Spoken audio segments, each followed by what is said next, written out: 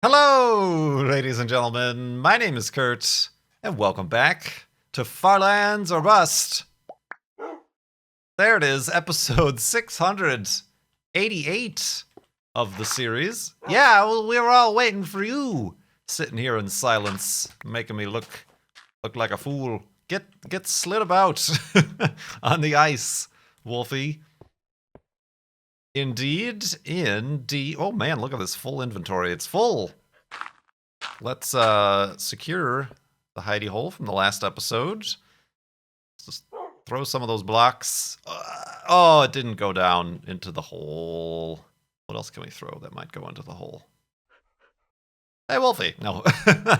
But yeah, let's grab Wolfie and continue. That's the sun west towards the far lands here in Minecraft Beta 173 for episode 688 of the series for Saturday, May 19th, 2018. Dang it, it's doing the thing again. I wonder, it's because I'm streaming and recording at the same time here. I keep getting that frame hitch up. It's a new thing, Wolfie. Hold on. I'm probably going to forget to edit this out like I did the last time. See? Totally remembered to edit that out. Totally didn't forget whatsoever. Let's use a boat here as we continue to the far lands and continue raising money for direct relief at farlandsorbust.com. Did I mention it's Saturday, May 19th, 2018 when this episode is coming out? Yes? Good. $15,286.51. That's what you owe me right now. Hand it over. No, that's how much we've raised for Child's Play. Oh, for direct relief. That's the first time I did that. This entire season. This entire half of the season. Since we started doing it for direct relief.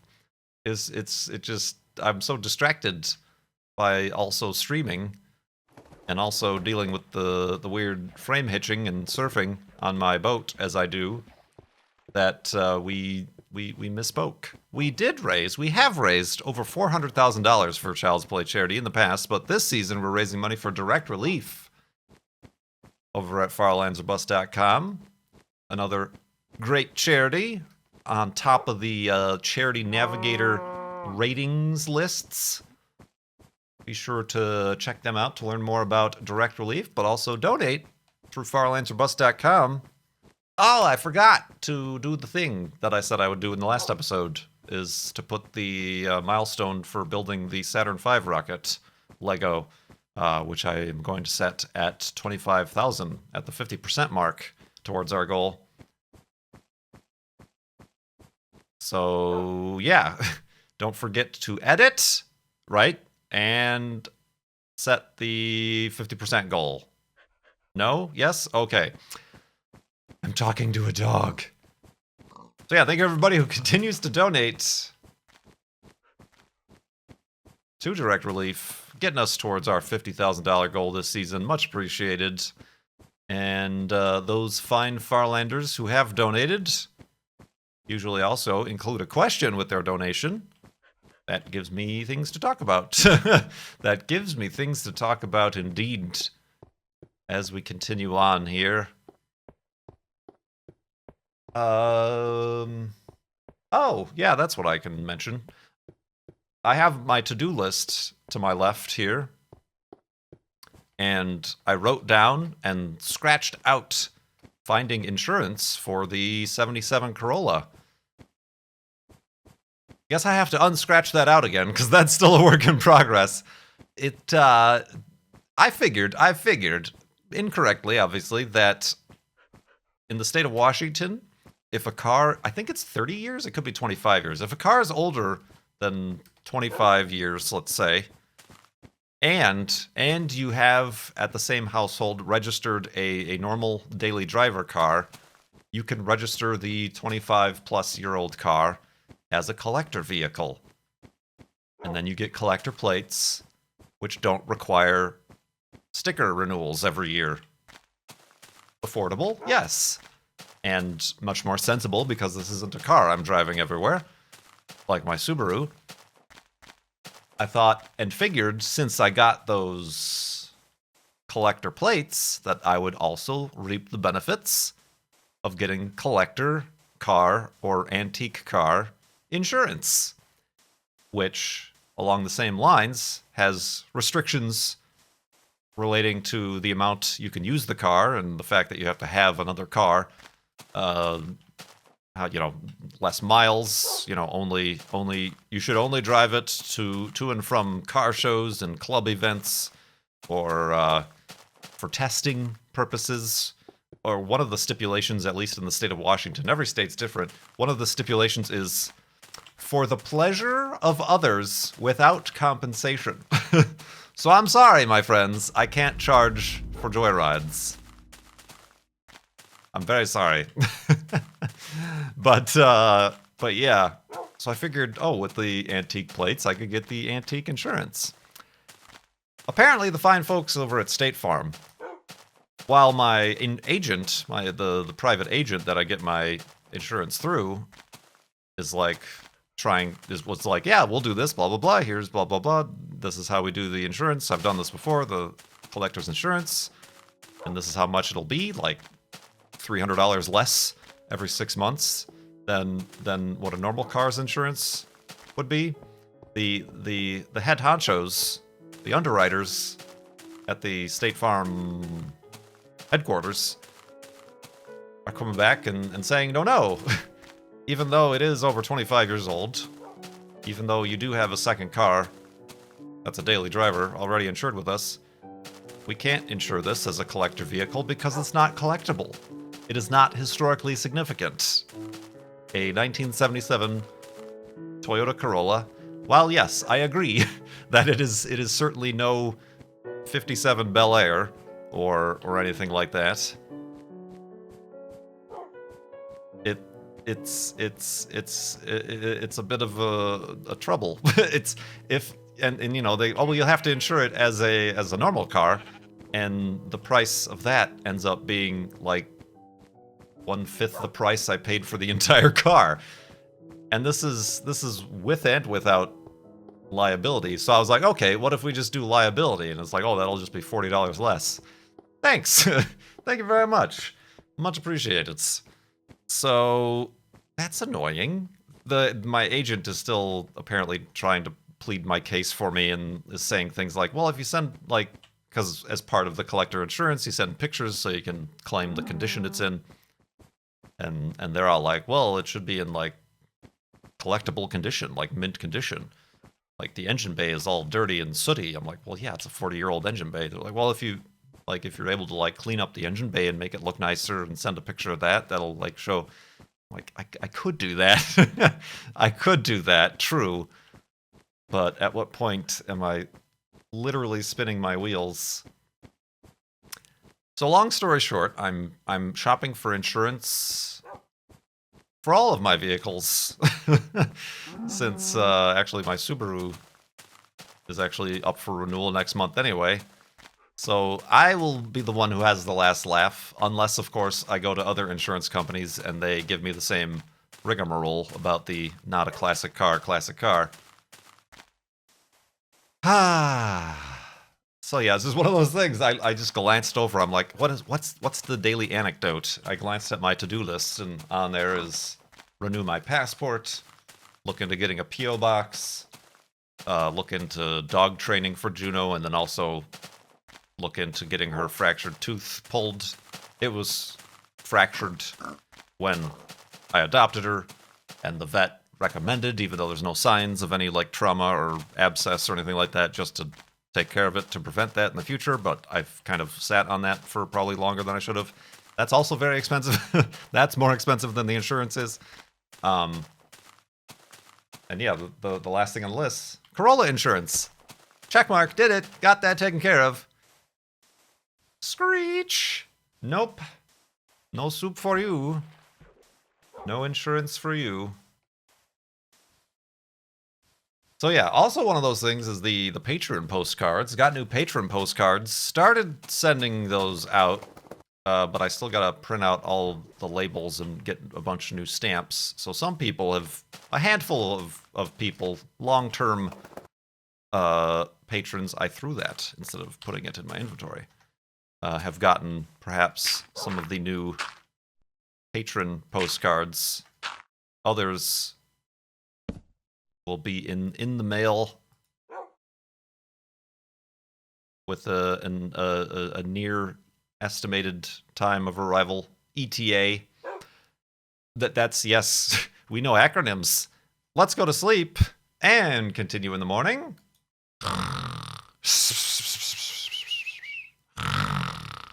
And awakeness. And awakeness indeed. Yeah, it does seem weird. Sorry, I'm glancing over at chat. Did I mention that I'm recording this on Twitch? I'm recording this on Twitch, for those of you who aren't aware. Yeah, it is. It's very weird, because I valued the car at the cost I paid for it. And the only reason I opted for the full coverage is because the quote I was given by my agent was like, oh, it's going to be like $90 for just the, you know, the legal liability coverage, or $97 for the full coverage. I'm like, oh, well, might as well go for the full coverage, and if it, you know, if I wreck it or whatever, I'm not going to put a claim on it. The deductible will be more than the car's worth, but if it gets stolen or, you know, a tree falls on it or the house burns down, at least I don't... Or the house burns down? I think I'll have more things to worry about if the house burns down. You know what I mean? If it gets washed away in the volcanic ashes of Mount Rainier, at least I won't be completely out my purchase price. But yeah, no, that yeah, it's weird. And even, you know, people have said, oh, and even Cone suggested, and I got some suggestions on Twitter. Oh, look into Haggerty. They have their own classic car specific insurance. And I did, and I went through their little thing, and I put in all the information and what type of car, and blah blah blah, the value, and like a whole rigmarole of forms, and enter this and that and that. And then when I submit the form to get my quote, it sent me back to like the second question.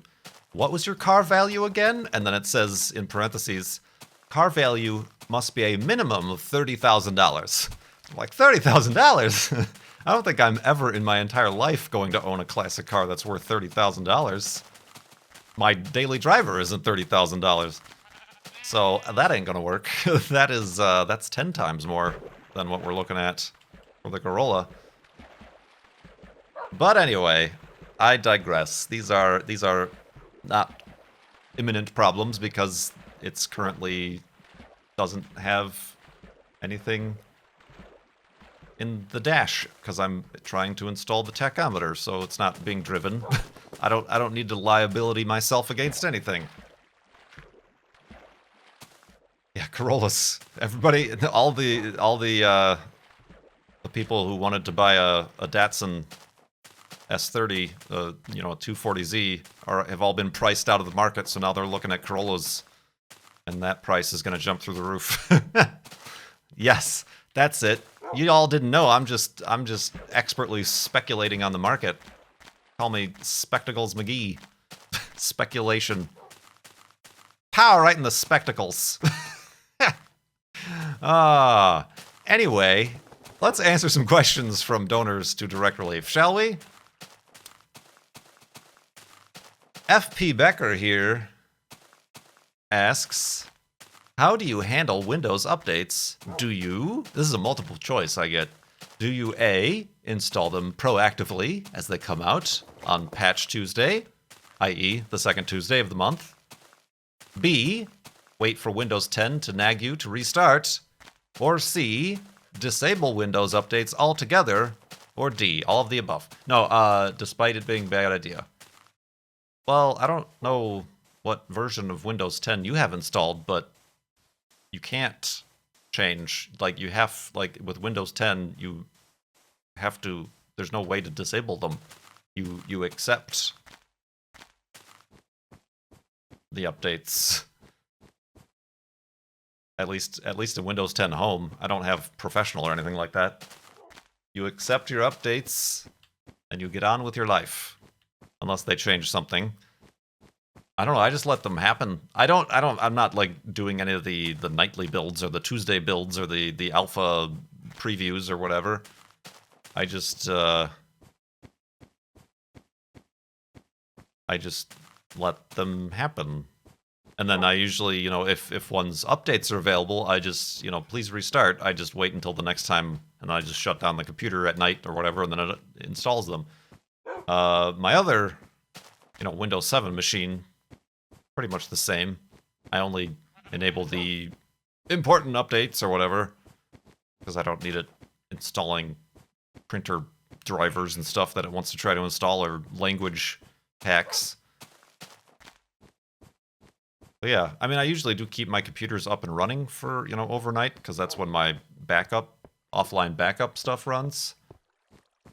But, you know, there's normally a time where I'm like, well, it's been about a week, I can shut down, and that's when all the updates do. And then that's when all the updates do.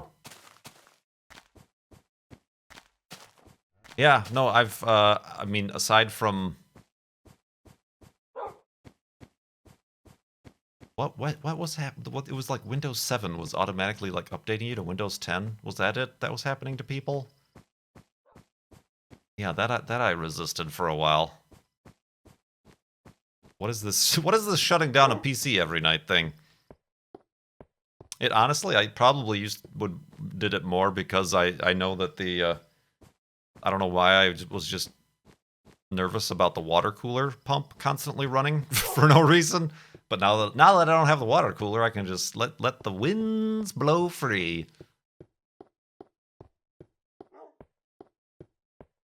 I mean, you save power, I guess. Electricity, if your electric bill is something you're concerned about. But no, most of the time I leave it up because that's when all my backup stuff happens. That was a unique question. I don't think anybody asked that. I don't know what is important about my answer or interesting, but thank you very much for the donation in question.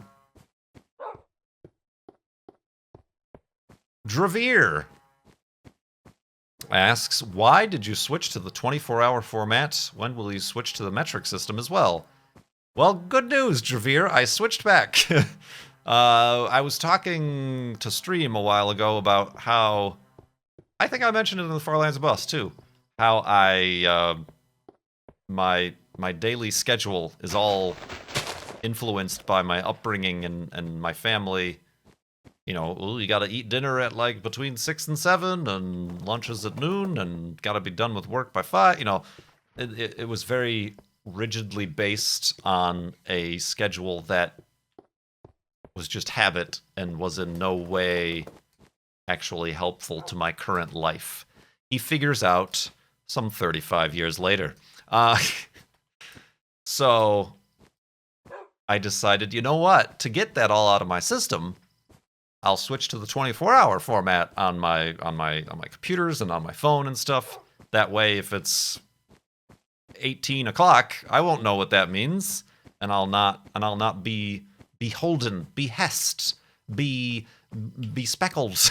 I will not be restrained by my previous habits of how a day should progress. But then it turns out that it was just really confusing to know what time it was, is all that really did. And as I've mentioned before in Far Lands of Bust, I'm not very good at math. Simple math. Math in my head.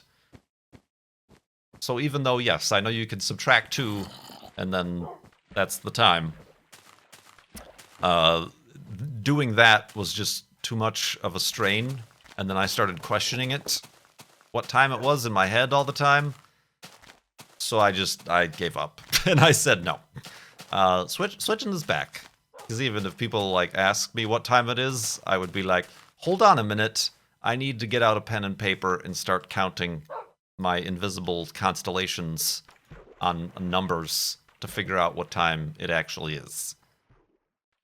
So yeah, I went back, and I'm probably back trying to fight my old habits Because even like today, I started streaming at what, like 4 or something like that. I'm like, it's too late to stream. I gotta eat at 6, etc., etc., etc.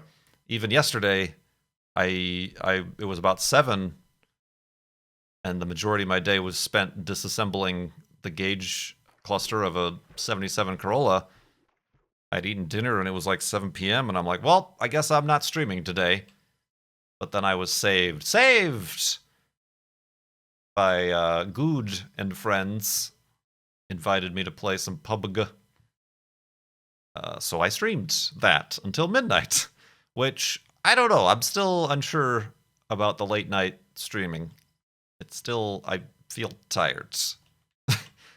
Yeah. But then again, I'm really bad at morning or early day, afternoon streaming too. Maybe, yeah, it's a very difficult thing to try to just like, there's no reset button. There's no reset button on life. Put that on a t-shirt and sell it for $32, son, on the internet. So yeah, that's why I switched, and that's why I switched back. So now we're right back to where we began.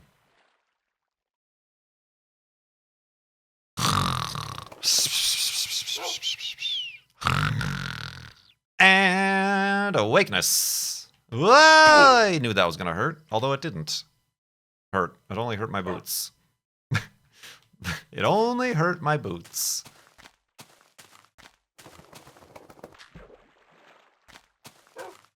Chris asks, what was the best gluten-free food you ever had that normally contains gluten? Thanks for the content. Thank you for the donation to Direct Leaf and the question. We've gotten similar questions to this, and I never know how to answer it.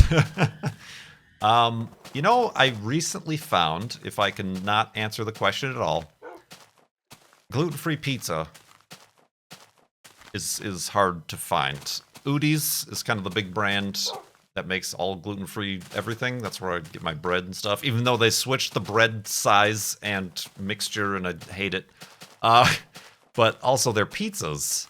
I get like the Supreme Pizza. They pretty much just have cheese, pepperoni, and Supreme. I just get the Supreme pizzas. And they're little individual sized pizzas. I was shopping the other day, and I found DiGiorno. A DiGiorno, which I'm pretty sure I had a Twitter interaction with, saying, hey, if you guys start making gluten-free pizzas, I'll buy them. DiGiorno has a gluten-free thin crust pizza, although I'm not sure for how long I've been missing it, because they do not advertise it as such. It's not, like, on the front. Gluten-free! It's not anywhere except on the back in kind of a tiny little small font that says made with all gluten-free ingredients. And sure enough, it's a rice flour, corn flour crust. It's just marketed as their, ooh, I need wood planks, as a extra crispy thin crust pizza. And I'm trying to decide if the fact that they're kind of hiding that it's gluten-free is completely an annoyance for those who want to find gluten-free foods, or is completely genius for the fact that if they don't advertise that it's gluten-free, then the non-gluten-free normals will just think it's an extra crispy thin crust pizza, and they will buy it, thus expanding the customer base, bringing the price down, and making it more widely available. Then I'm sure there are people, you know who you are, who avoid buying items labeled prominently as gluten-free, because they're like, oh, that must taste like crap. I'm not gluten-free. I'm not a hippie. Oh, I just made a stick. You know what, while we're here, I don't have any feathers. Okay, never mind. So yeah, that might be interesting. It's to stop putting it in the special aisle. We'll see. Even the Udi's is in the normal pizza aisle. that I've found. Although not at Target, I guess. At Target, it's not. There is a frozen gluten-free section. Yeah, I mean, that I guess goes along with the same thing, is if it doesn't end up in the gluten-free section, then people just browsing the normal pizzas will see it. It's bigger. It's like a more normal size pizza than like the individual pizza. I still eat the whole thing at once. It's a supreme pizza. There was also like a 4-cheese one as well. And it's actually, the price is, I don't want to say it's cheaper. It's certainly not that other, what's the Tombstone pizzas are like $3 a pop. It's certainly not that affordable. Ooh, look at this. But it's not, you know, some of the, like, I think it's Freshetta or somebody has a gluten-free variety of their pizza, and it's like $10, and it's just a normal thin crust cheese pizza, and I'm like, ugh, it doesn't taste very good either. I don't like their sauce. Their sauce is not the boss. Ooh, skeleton spawner. Dangerous. So yeah, I will purchase it again, and hopefully their little scheme plays out properly, and it remains on the grocery store aisles. What do we got? Oh, we got some iron, some wheat. Speaking of gluten, what do we got? Focus. Iron. Why am I carrying around this bread? Get it out of here. That's why my inventory is so full. Bread! Bread! Oof. And sand! Sand! Okay, well. That was a thing we did, isn't it? A little bit disappointing. This one's weird. Oh, I guess, is this... There's no... Oh, there it is. I guess this is the cave, but the cave also got filled in. Because don't these need to, like, they're required to spawn with air? Just so that, like, there isn't a dungeon that's completely encased and entombed in rock? So, because, yeah, they're normally connected to, like, a cave system or something like that. But this one just looks like it's spawned under the sand and then the sand collapsed. I don't know the rules of this game.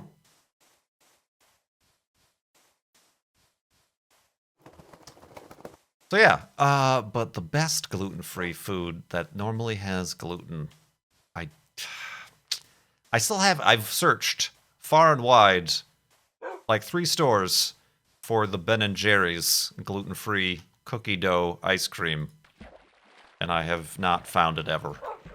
So that's made me sad. And then I just end up getting a big tub of mint chocolate chip and eating it all. God, no, I don't, I mean, there's some restaurants in the Seattle area, you know, in many cities, that are dedicated gluten-free businesses. And I've had, like, there's the one in Seattle I've mentioned many times before I even lived here.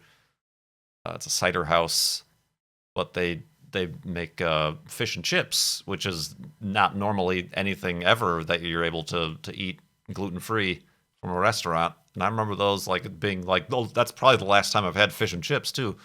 But I just remember it having been a very long time since I've had fish and chips, and perhaps that was it, because that was just making me feel good about it. But those were some very good fish and chips.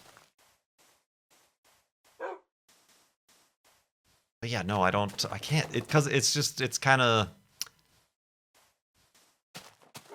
normal. I've had some good gluten-free pancakes at restaurants, or even just at home, made for me. I've had some good gluten-free burgers where the burger bun is gluten, you know. It's yeah, I can't pin it down. It really hasn't changed my diet much, other than it costs a bit more.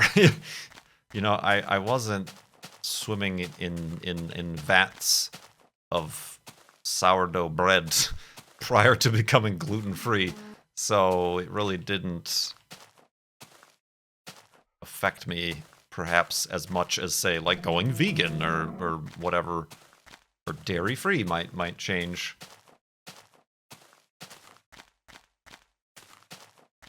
Bisquick gluten-free pancake mix is the best. I'd been making that wrong, pretty much, because I also try to avoid a little bit of dairy,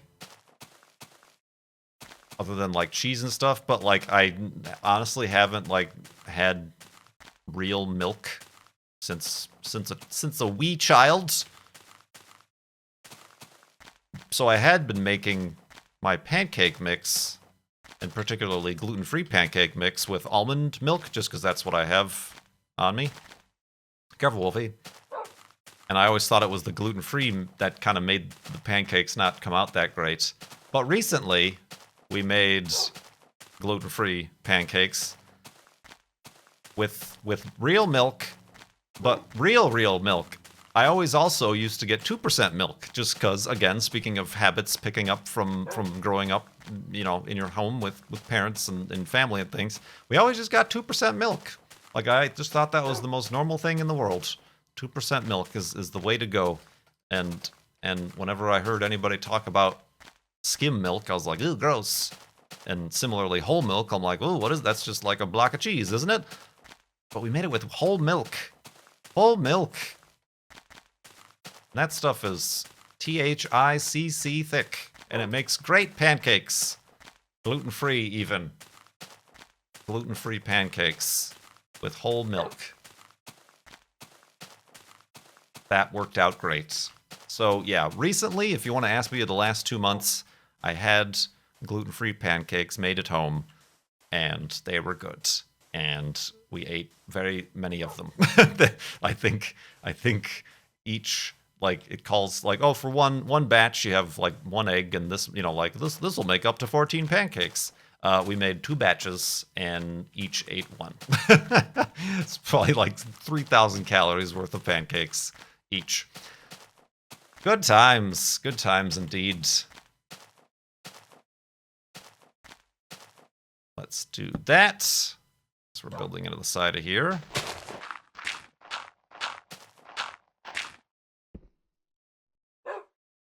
Woof. Let's see.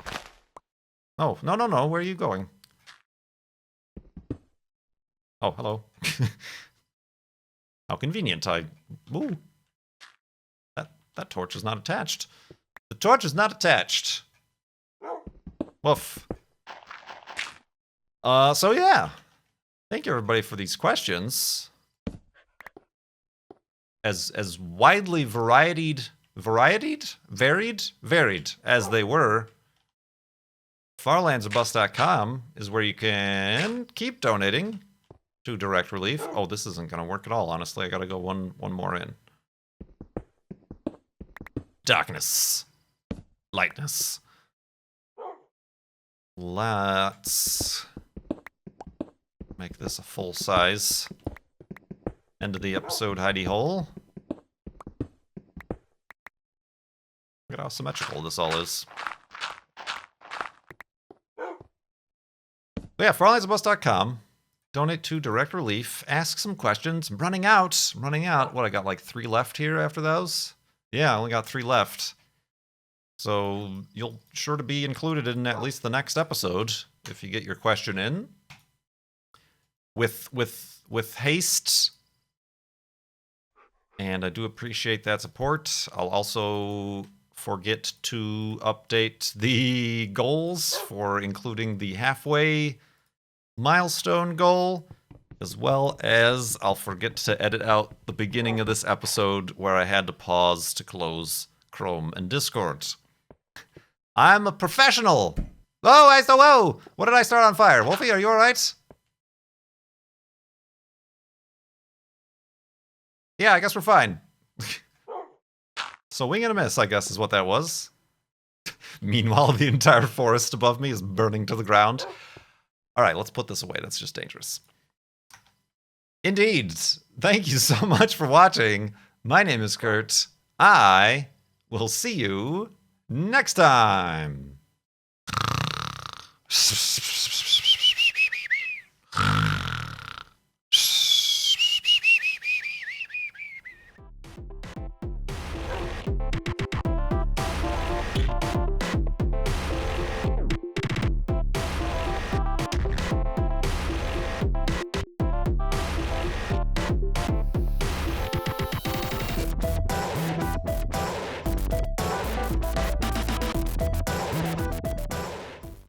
I don't need to liability myself against anything.